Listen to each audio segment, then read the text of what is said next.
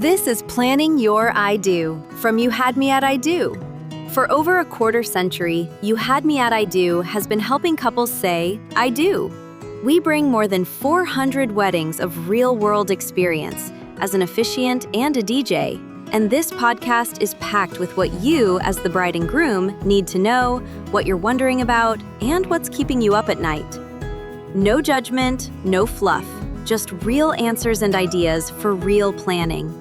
Here's today's episode.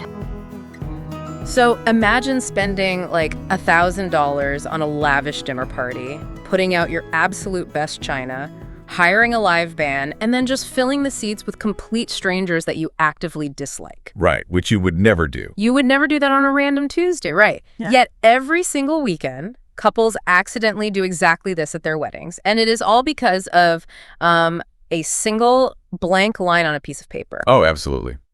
So today we are looking at one of the most emotionally volatile documents you will ever interact with, which is the wedding guest list spreadsheet. Welcome to the deep dive. Thank you. Yeah, it is. I mean, it's the absolute definition of relational muddy waters. You know? Sure. When you stare at that guest list, whether you're planning your own wedding right now or maybe helping a friend navigate hers, you are not just looking at names and addresses. It's way deeper than that. Exactly. You are looking at this massive collision of family politics, childhood guilt, financial constraints, and just an immense amount of social pressure. Right. Because weddings are one of the few modern rituals where money, status, and tribal signaling all kind of converge in a single room. Yeah, that makes total sense. So it is no wonder that the people organizing them, especially, couples in their 20s or 30s planning a major event for the very first time, they feel this crushing, suffocating weight. Okay, let's unpack this chaos today. We are pulling from this really specialized resource called You Had Me at I Do, which tackles the actual logistics of modern weddings. And the overarching mission of our deep dive today is to basically eliminate the guilt and what they call the case-by-case chaos of guest lists. Right, which is huge. Yeah, the promise from the source material is that clarity is the ultimate antidote to family drama. But setting clear rules is, easier said than done when you're staring down your mother's demand to invite her entire bridge club. Oh, definitely. Which is why we have to start by completely dismantling how we categorize the people on that list. Okay. Before we even talk about who is being excluded, we need a fundamental shift in how we view the people who are included. The source material is very, very firm on this. We have to eradicate the concept of the generic +1 for established couples. Wait, really? Eradicate it completely? Completely. Calling a long-term partner a +1 is a foundational mistake that it really dictates our emotional response to the entire event. But historically, anyone you bring to an event who isn't explicitly part of the immediate family or maybe the core friend group, they just get thrown into that +1 bucket in our minds. It's just a catch-all term. It is, and it is a deeply damaging one. How so? Let's look at the psychology of the terminology here.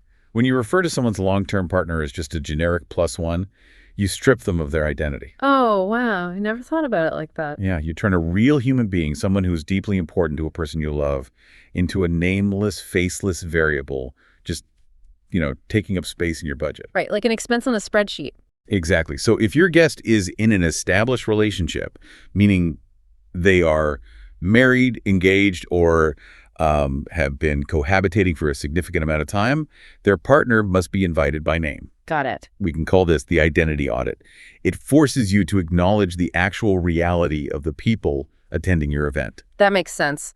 Treating a long-term partner as a generic +1 is kind of like treating a movie co-star as just an uncredited extra. That is a perfect analogy, yes. But let me push back on the financial reality of this for a second. If I did this identity audit and I find out the actual names of every single boyfriend, girlfriend, and fiance, doesn't writing their names on the envelope mean I automatically have to invite them? Like, if my budget is super tight, keeping them as a nameless +1 almost feels like a buffer, I get that, and this is a very common misconception. Acknowledging a partner's name does not mean your venue suddenly doubles in size. Yeah. Or your budget just evaporates. Okay, good to know. Right. The total capacity of your venue and the hard limit of your catering budget will always dictate the raw number of tuples you can afford to host. Sure, the math is the math. Exactly. What naming them does is dictate the intention of your list. It removes the open-ended ticket. Because when you give a single guest a generic, unnamed +1, you are basically writing a blank check for your own event. Right, because they could literally bring anybody, like a random roommate who just wants a free open bar. Or a Tinder date they met last Thursday. Oh, geez, yeah. Or even someone you have a complicated history with and actively do not want at your wedding. That would be a disaster. It happens all the time. By auditing your list and ensuring that only established partners are invited and invited by their actual names, you close that loophole completely. You lock it down. You do. You reserve your heavily strained budget for people who actually have a meaningful connection to your community, rather than, funding an expensive night out for a literal stranger. That is such a good point. You are curating the energy of the room to ensure it is filled with people invested in your marriage. Okay, so we've mentally crossed out the generic +1s. We feel great about it. We have our list of actual names. Right. But that mental boundary means absolutely nothing the second a guest opens their mail and just assumes they can bring their new fling anyway. Oh, absolutely. The battleground actually shifts to the paper itself. I mean, I've heard horror stories of people receiving an RSVP card back, and the guest has literally crossed out lines and written in their own unauthorized additions. It is honestly one of the most frustrating experiences in event planning. And it brings us to the actual physical invitation. Yeah. Your RSVP card is your firewall. Your firewall, I like that. And the source material is very adamant about how this needs to be structured. The ultimate line of defense against unauthorized guests is one very specific phrase printed directly on your RSVP card. Okay, what is it? It should read, "Blank seats have been reserved in your honor." Blank seats have been reserved in your honor. Yes. And you, the host, fill in that blank with a pen before the envelope is ever even sealed. Oh, wow. Okay. So if you are inviting your single friend, Sarah, you literally write in the number 1. If you were inviting your cousin David and his wife Elena, you write in the number 2. See, I have to challenge this. Okay, go for it. Because if I receive this elegant, beautifully letterpressed wedding invitation in the mail, and there is a handwritten number 1 dictating exactly how many seats I get, I might feel like I'm being micromanaged. Sure. Doesn't this backfire? Doesn't it feel too corporate or maybe aggressive for what's supposed to be a celebration of love? It is a completely understandable fear, and honestly, it is the exact reason couples hesitate and opt for a softer approach. Right. They will just print a line that says, number attending, and leave it blank for the guest to fill out. Right, that's what I usually see. But leaving that line blank is a massive psychological trap. To understand why, we have to look at how humans rely on social scripts. Social scripts. Yeah, we have a script for how to order coffee or, how to behave in a movie theater. Right. But most people rarely attend formal $50,000 catered events. Because they lack a clear social script for a modern wedding, they default to the most generous interpretation of the invitation. Ah, so they see a blank space and think, oh, they left this blank so I can bring my 3 fraternity brothers who happen to be in town that weekend. What a fun surprise. Exactly. And suddenly a party of 1 becomes a party of 4. The guest usually isn't trying to be malicious or take advantage of you. They genuinely just do not know the rules. All right, just don't get it. But consider the fallout. Because you left that line blank, you are now forced into the excruciatingly awkward position of having to call that guest on a Tuesday afternoon and say, actually, your frat brothers cannot come. Oh, that sounds awful. It is. You have to revoke an invitation that they feel they were already offered. Which is infinitely worse than just setting the rule on paper in the first place. No. Think about it like a software constraint. Like if you try to type a letter into a phone number field on a website, the system just rejects it. Yes, perfect. You don't have to argue with the user. The form itself just says invalid input. Your RSVP card needs to be that form. That is a brilliant way to conceptualize it. Yeah. The RSVP card is your software constraint. Clear rules on paper are actually a profound form of kindness. Kindness, yeah, because it saves them the embarrassment. Exactly. By filling in that blank before you mail it, you completely remove the guest's ability to assume. You spare them the embarrassment of overstepping a boundary they didn't know existed, and you spare yourself the severe anxiety of having to be the bad guy on a phone call. It's just a win-win. It really is. It is polite, it is elegant, and it leaves absolutely zero room for misinterpretation. Okay, so if you are listening to this right now and you have a family member who is notorious for bringing uninvited guests, that phrase is going to save your sanity. Yes. But we have to tackle the most emotionally volatile, unauthorized addition of all. Oh boy. Here we go. The kids. Because if you want an adults-only wedding, or even just a partially adults-only wedding, people completely lose their minds. The emotional charge around children at weddings is staggering. Yeah. And this is where that case-by-case chaos we mentioned earlier will absolutely destroy your peace of mind. Because everyone thinks their kid is the exception. Right. When couples try to navigate a kid's policy, they often fall into the trap of making decisions based on subjective attributes. What do you mean by that?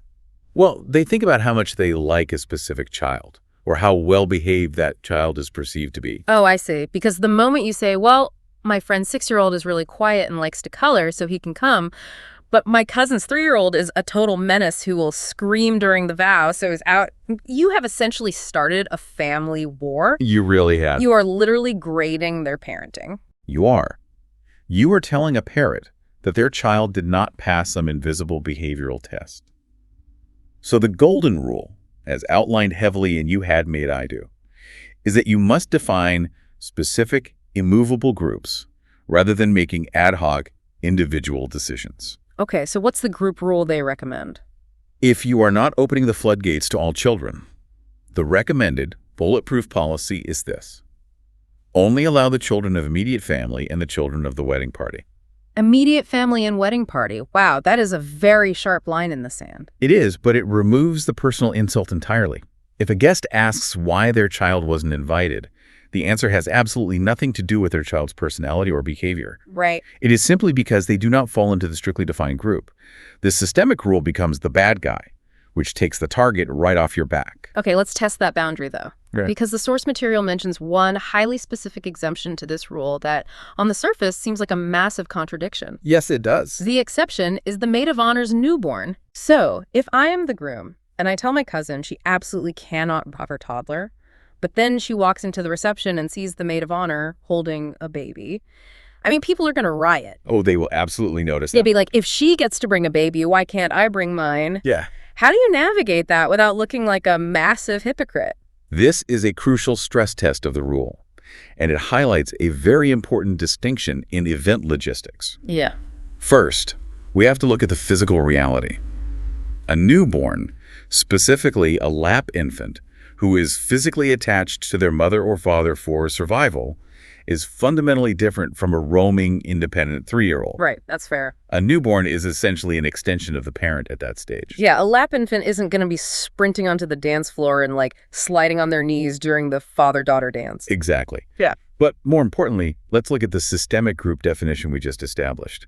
The policy is immediate family and wedding party. Right. The maid of honor is the ultimate VIP of the wedding party. The exception for her newborn is not actually an exception based on the baby's age at all. Oh. It is a reinforcement of the group boundary. Oh, I see. Because the boundary was drawn around the wedding party in the first place, her baby is technically covered by the rule. Precisely. It prevents the slippery slope. When your cousin points to the maid of honor and demands an explanation, you do not engage in a debate about how old the baby is or how much noise a newborn makes versus a toddler. Because you'll lose that argument. You will never, ever win that debate with a parent. So you simply reiterate the group rule. You say, our policy is immediate family and wedding party only. Wow. It completely neutralizes the argument. It keeps you out of the weeds of comparing one child to another. Okay, but you might be listening to this right now, rolling your eyes, thinking, my family would never respect a written rule, no matter how logical it is. Oh, for sure. People will push back. Because human nature guarantees that even with a beautifully worded RSVP card and a flawless, logically sound kids policy, someone is still going to text you and ask for a special favor. It is inevitable. Someone will believe their circumstance is completely unique and ask you to bend the rules just for them. So what is the playbook for that moment? Like, you are sitting on your couch on a Wednesday night just trying to watch TV, and your phone buzzes, and Aunt Susan asking if her neighbor's son can come to the reception because he's practically family. Right. This is the moment where you have to marry warmth with absolute, immovable firmness. The guidance here is vital. You must respond warmly, but you cannot leave a single millimeter of room for negotiation. You cannot waffle. So no replying with, let me check the budget and see if we have space. I'll get back to you. The moment you say, let me check, you have lost. Wow. You have given them hope, and you have officially entered into a negotiation. The goal is to avoid the debate entirely.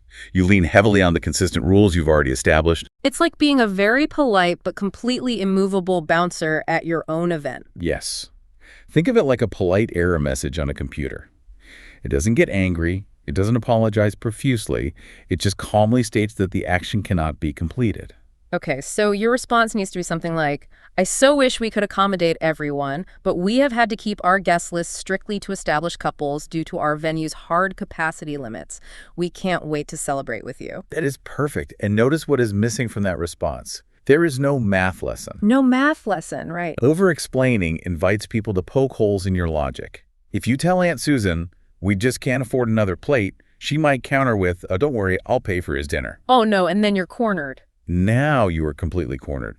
By blaming the firm constraints like venue capacity or a strict group policy, you decline the request without guilt. You remain the gracious host, but the boundary remains entirely intact. So what does this all mean for you listening right now? If you are staring at that spreadsheet, feeling that knot of anxiety in your stomach because you are terrified of offending people, remember that consistency is your armor.